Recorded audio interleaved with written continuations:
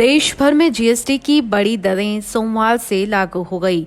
इससे अनाज से लेकर डेयरी उत्पादों की कीमतें बढ़ गई हैं। ये ऐसे उत्पाद हैं जिनका लोग रोज उपयोग करते हैं। इनमें दही, छाछ से लेकर पैक्ड आटा, चावल, दालें आदि हैं। इससे औसतन रसोई के बजट में हर महीने 1,000 रुपए तक की वृद्धि हो जाएगी। मसलन के तौर पर 4 लोगों के परिवार वाले घर की रसोई का बजट हर महीने 1 से 1,500 रुपए तक बढ़ जाएगा, क्योंकि दूध और उससे बने उत्पादों को खरीदने पर ही हर महीने 300 से 400 रुपए अतिरिक्त खर्च होगा। ये कीमतें उत्पाद के ऊपर भी निर्भर करेंगी, क्योंकि दही और मक्खन की कीमतें ज्यादा बढ़ाई जा रही हैं। राशन के तौर पर सबसे ज्यादा खर्च दूध के बाद आटा, चावल और चीनी पर होता है।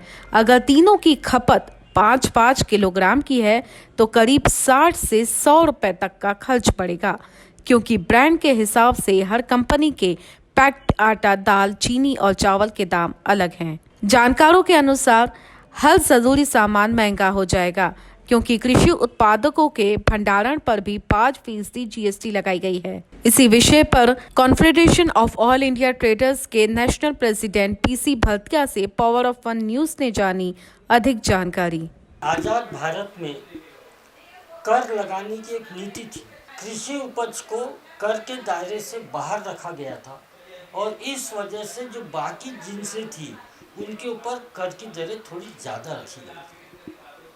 ठीक है, अच्छी बात थी, मगर आज़ाद भारत के 75वें वर्ष में पहली बार ऐसा हो रहा है कि जहाँ पर कृषि उपज को ये टैक्स के दायरे में ला रहे हैं, यानी सीधा सीधा 5% सामान महंगा हो गया। एक तरफ बात होती है कि महंगाई को रोकना है, रिजर्व बैंक ब्याज की दरें बढ़ाती है कि महंगाई को रोकना है, और यहाँ सरकार खुद ही महंगाई कर रही है।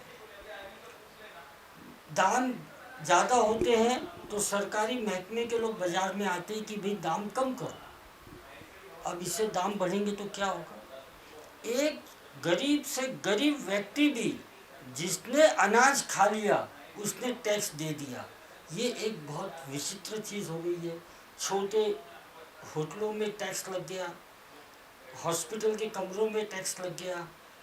ये जो कृषि उपज हम लोग कोल्ड स्टोरेज और ये सब में रखते थे, उन सब के ऊपर टैक्स आ गया। कहने का मतलब ये है कि अब सरकार की नज़र कृषि उपज को कर के दायरे में लाने की हो गई है।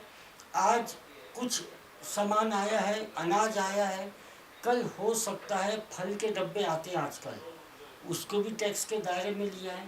प्याज हो गया, लहसुन हो गई, आलू हो गए, ये सब बोरों में आते हैं पैक होके, 20 किलो 10 किलो ऐसे।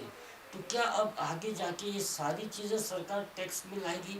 सरकार को अपने खर्चों को का दायरा सीमित करना चाहिए, भ्रष्टाचार रोकना चाहिए, विकास के नाम पे छोटे छोटे लोगों से कर वसूली करना ये कहाँ तक उचित है, ये सोचना पड़ेगा। हम समाजवाद में हैं, पूंजीवाद में नहीं है। समाजवाद में सबको एक समान कम दरों पे खान पान देना जरूरी है।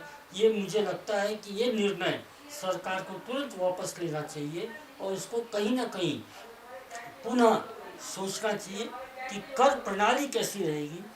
जिस चीज़ के ऊपर कर नहीं लेना उस पर नहीं लेना हर हालत। इससे क्या होगा, देखिए, जो फरसान छोटे छोटे लोग बनाते हैं उनको अनाज मिलता था बगैर टैक्स का, वो बनाते थे और बेचते थे, टर्नओवर कम था, वो लोग कंपटीशन में बड़ी कंपनियों के सामने खड़े रह सकते थे। आज क्या हो गया कि बड़ी कंपनी को भी वही रेट मिल रहा है, छोटे लोगों को भी वही रेट। तो छोटे लोगों का माल कैसे बिकेगा, इसके बारे में भी सोचना ज़रूरी है।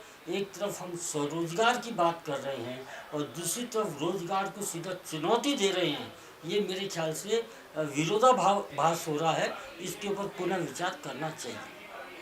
सर, मेरा ये सवाल है कि जीएसटी किन किन चीज़ों पे वस्तुओं पे लागू होने जा रही है, उनमें क्या क्या समावेश है? चाहे वो दाल हो, चावल हो, गेहूं हो, ये सब जो प्री पैक्ड कंडीशन में बेचेंगे इसके ऊपर हो गया, दही हो गया, लस्सी हो गया, पनीर हो गया, खोआ हो गया, हॉस्पिटल के कमरों के ऊपर अगर 5,000 के ऊपर है तो टैक्स हो गया, होटल के कमरों के ऊपर टैक्स हो गया, जो कोल्ड स्टोरेज में सामान रखते थे कृषि उपज, वो कोल्ड स्टोरेज के ऊपर टैक्स हो गया, बच्चों के मैप्स, ड्राइंग बुक्स, ये सारी चीज़ें, यानी शिक्षा महंगी हो रही है, खान पान महंगा हो रहा है, सामान स्टोर करना महंगा हो रहा है, सभी तरफ महंगाई बढ़ेगी।